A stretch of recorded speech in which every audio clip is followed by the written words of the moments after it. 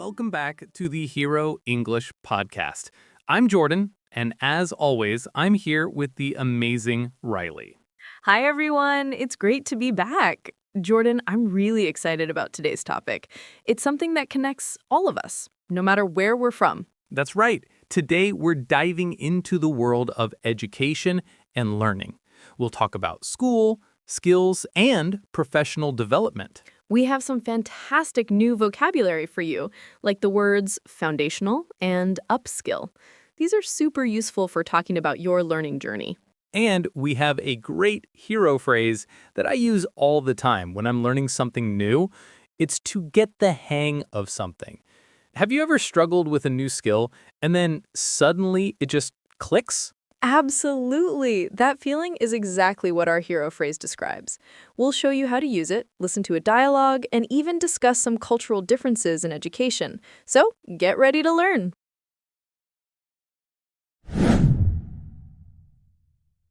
All right, let's start with our first word, foundational.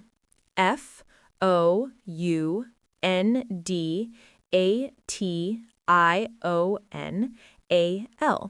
Foundational means basic or essential, forming the base from which everything else develops. So it's like the starting block for learning something. Exactly. For example, learning the alphabet is a foundational skill for reading. Or this course provides the foundational knowledge for a career in marketing. Ah, I see. So I could say, I have a foundational of English grammar. That's a very common mistake. We need a noun after it.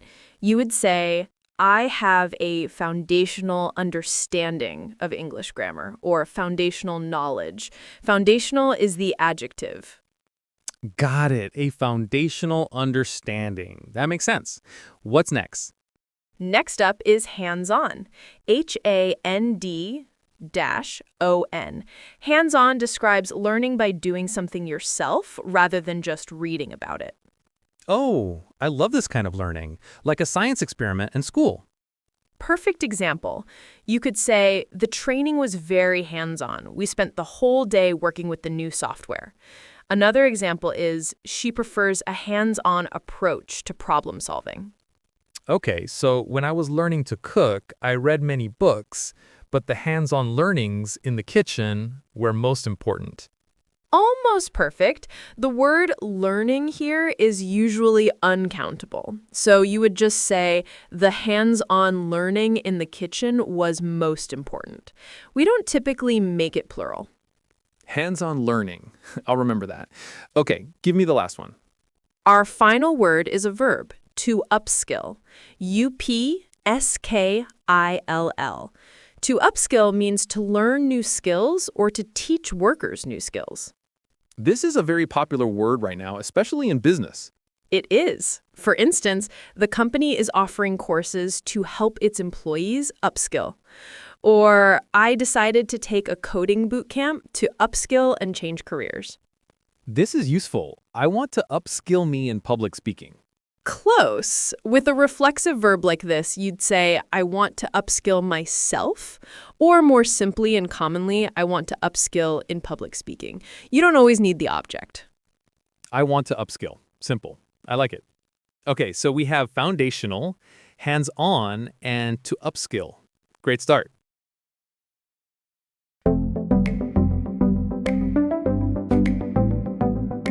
Hey, Tom, how's that new software training going? I'm starting next week, and I've heard it's pretty intense.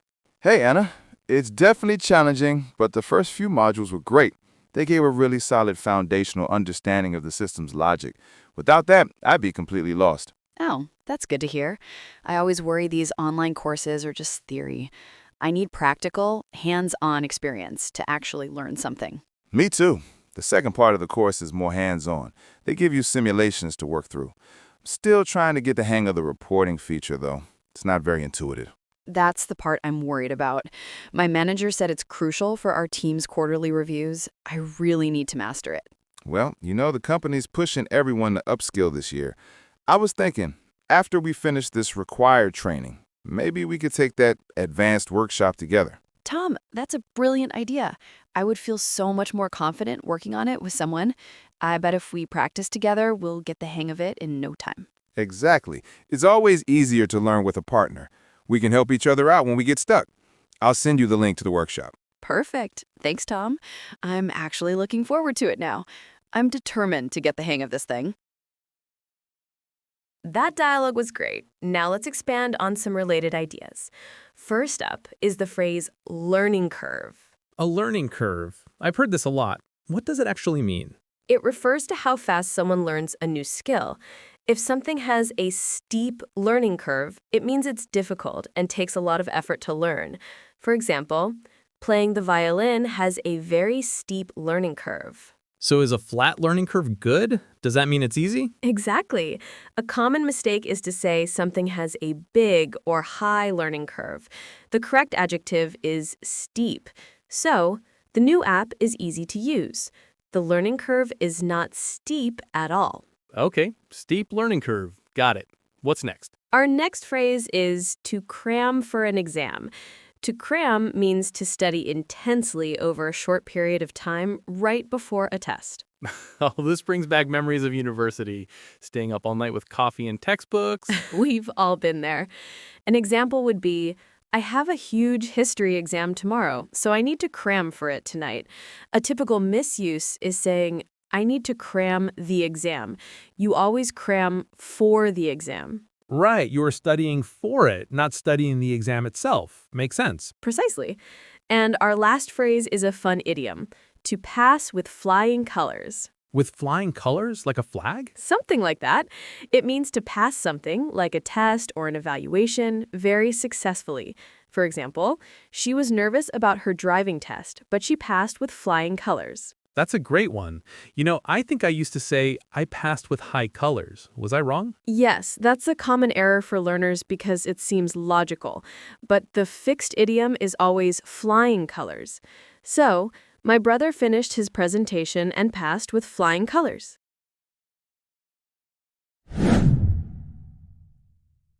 And now it's time for our hero phrase. Today, it's to get the hang of something.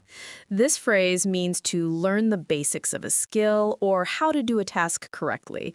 It's that wonderful moment when something difficult starts to feel easier. It's so useful. Let's look at a few variations. You can say, I'm starting to get the hang of it when you're in the middle of learning. Or you can encourage someone by saying, don't worry, you'll get the hang of it soon. It's a very positive and supportive thing to say. Let's see how it works in a mini dialogue at work. Imagine I'm a new employee, Riley. Okay. So, Jordan, how are you finding the new database software? It was confusing at first, but after some practice, I think I'm starting to get the hang of it. Perfect. Now, how about a casual situation, like with friends? Let's say we're playing a new board game. Okay, my turn. Wow, this game is complicated. I keep forgetting the rules. It takes a few rounds. You'll get the hang of it after you play once or twice. Great. And in a more formal context, maybe a performance review? A manager might say, it took him a few weeks to get the hang of our project management system, but now he is one of our most efficient team members. Excellent. It works everywhere. So let's practice the core phrase. Listeners, please repeat after me. To get the hang of something. To get the hang of something. To get the hang of something.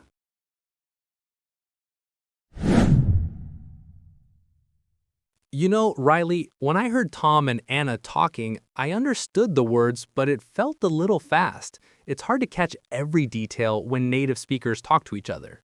I completely understand, Jordan. That's a very common feeling for learners. The speed and rhythm of natural conversation can be tricky. That's why we do this next section. So we're going to listen to it again, but slower. Exactly. By slowing it down, you can focus on the pronunciation of individual words.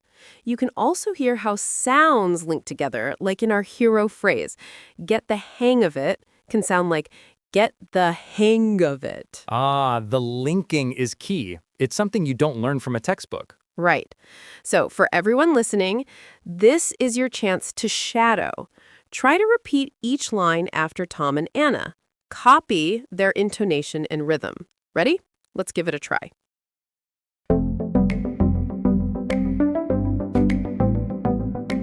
Hey, Tom, how is that new software training going?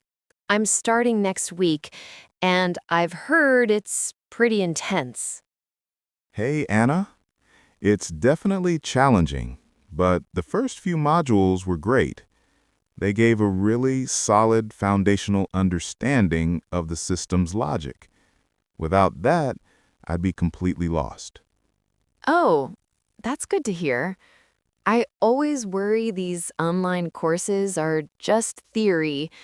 I need practical, hands-on experience to actually learn something. Me too. The second part of the course is more hands-on. They give you simulations to work through. I'm still trying to get the hang of the reporting feature, though. It's not very intuitive. That's the part I'm worried about. My manager said it's crucial for our team's quarterly reviews. I really need to master it. Well, the company is pushing everyone to upskill this year. I was thinking, after we finish this required training, maybe we could take that advanced workshop together. Tom, that's a brilliant idea. I would feel so much more confident working on it with someone. I bet if we practice together, we'll get the hang of it in no time. Exactly. It's always easier to learn with a partner. We can help each other out when we get stuck. I'll send you the link to the workshop. Perfect. Thanks, Tom. I'm actually looking forward to it now. I'm determined to get the hang of this thing.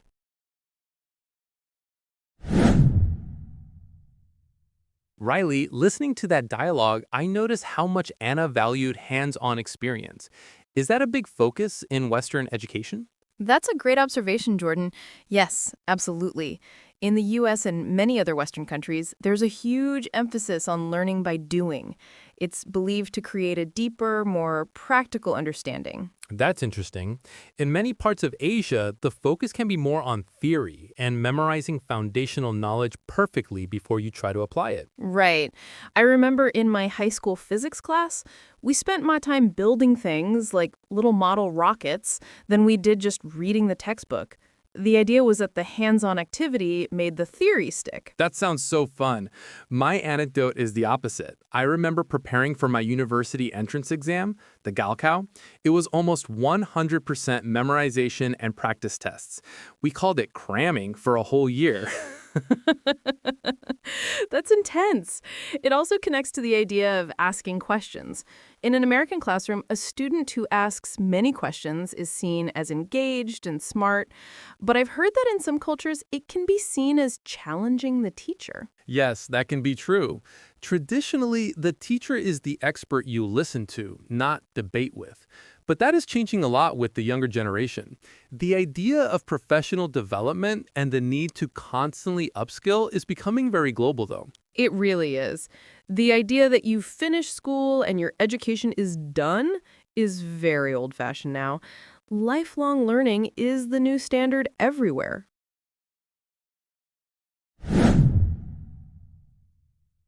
All right, it's time for our listener question. This one comes from Kenji in Japan. Kenji writes, "In my company, we have training from American instructors.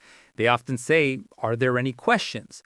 Nobody ever speaks. I have questions, but I'm afraid of making a mistake in English and looking foolish.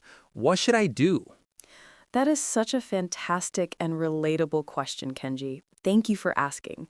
First, please know that in an American business or training context, asking questions is a huge positive. It shows you are paying attention and thinking deeply. So the instructor actually wants questions. Yes, they do. A silent room can feel like nobody is interested. So here's a practical tip. Write your question down first. This can help you feel more confident. And you can start with a simple phrase like, "Excuse me, could you please clarify something?" Or, I have a quick question about the last slide. That's a great way to start. It feels polite and gives you a moment to think. Exactly. And remember, the instructors know you are not a native English speaker. They will not judge you for small mistakes. They will only appreciate your courage and your desire to learn. Your question might even help someone else who was too shy to ask. That's a wonderful point. So the key takeaway for Kenji is asking a question is a sign of strength, not weakness. Prepare it in advance and start with a polite phrase to feel more comfortable.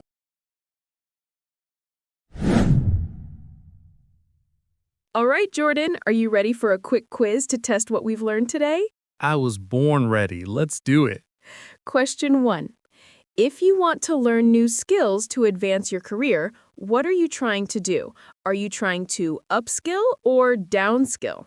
That's easy. You're trying to upskill. Correct. Okay, question 2. What kind of learning involves doing things yourself, not just reading about them? That would be hands-on learning. Excellent. Now for the tricky one. If a new skill is very difficult to learn, does it have a steep learning curve or a wide learning curve? Oh, I remember this. It's a wide learning curve because it covers a wide area of new information? Not quite. The correct term is a steep learning curve, like climbing a steep mountain. Wide isn't a word we use with learning curve, but that was a good guess. I knew it was one of them. I won't forget that now. That's the spirit. Now, to everyone listening at home, try answering those questions out loud. See if you can get all 3 right.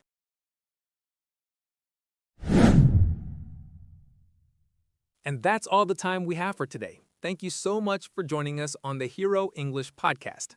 We hope you enjoyed our episode on education and learning. We covered some great vocabulary today, like foundational, hands-on, and to upskill. And don't forget our fantastic hero phrase, to get the hang of something. It's perfect for those moments when a new skill finally starts to make sense. For your homework this week, we have a simple challenge. Try to use the phrase, I'm getting the hang of it, at least once. It could be about anything, a new recipe, a game, or a task at work. That's a great task. The more you use it, the more natural it becomes. My name's Jordan, and I had a blast today. And I'm Riley. We can't wait to see you in the next episode, where we'll be talking all about hobbies and free time. Until then, keep learning. You know, Riley, all this talk about hands-on learning and getting the hang of things reminds me of when I tried to learn guitar from an app a few years ago. Oh no, I have a feeling I know where this is going. How did that work out for you? It was a complete disaster. The app had these little videos and diagrams, and it all looked so easy. The guy in the video was like, just place your fingers here and strum. It's never that simple, is it? Never! My fingers felt like they were tied in knots. The sound that came out on the guitar was like a cat being stepped on. I practiced for a week, and I never, ever got the hang of even one chord. A cat being stepped on. That is the most accurate description of learning guitar I have ever heard. I finally gave up and just decided my skill was listening to music, not making it. My neighbors were very grateful. Well, I think that's a very important skill too. Sometimes the best hands-on learning is learning what you're not good at. My attempt at pottery class ended with the very, very sad-looking bowl. We should start a club for people who fail at hobbies. I'll be the first to join.